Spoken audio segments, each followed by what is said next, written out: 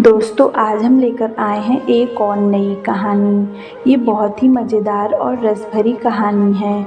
कहानी को पूरा सुनने के लिए अभी वीडियो को लाइक करें, चैनल को सब्सक्राइब करें और नोटिफिकेशन बेल को दबाना ना भूलें। मेरा नाम संजना है, मैं लखनऊ शहर में रहती थी।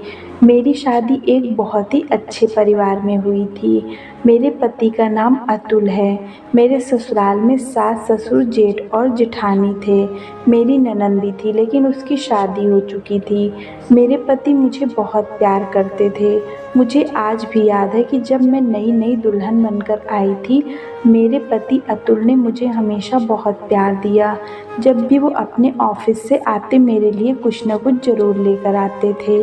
शाम को डिनर करने के बाद हम दोनों साथ में मूवी देखते थे। लेकिन मेरी खुशियाँ ज़्यादा दिन नहीं चल सकी। धीरे धीरे मेरी शादी को 4 साल हो गए, लेकिन मुझे संतान सुख नहीं मिल सका।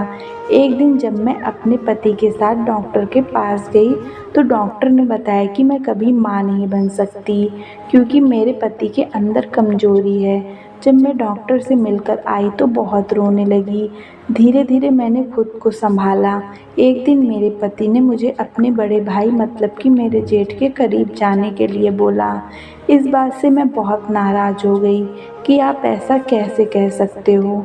मैं आपकी बीवी हूँ, कोई धंधे वाली नहीं कि किसी के भी करीब चली जाऊँ और बच्चा ले आऊँ। अतुल ने कहा, बच्चा ज़रूरी है वरना मेरी माँ तुमको घर से निकाल देगी और मेरी दूसरी शादी करा देगी। मेरे पति मुझ पर दबाव बनाते रहे। मैं कई दिनों तक काफ़ी टेंशन में रही। मेरे जेठ बहुत ही ठरकी टाइप के थे, इसलिए मेरे जेठ जी बहुत खुश थे, क्योंकि खूबसूरत औरतें उनकी कमज़ोरी थी। जब भी मेरे पति मुझको प्रेशर देते तो मैं हर बार जेठ जी के पास जाने से मना कर देती थी। लगातार मेरे मना करने के बाद मेरे पति अतुल और मेरे ससुराल वालों का अत्याचार मुझ पर बढ़ने लगा। मैं किसी भी हाल में इस तरह का गलत कदम उठाकर अपनी ज़िंदगी को और नर्क नहीं करना चाहती थी।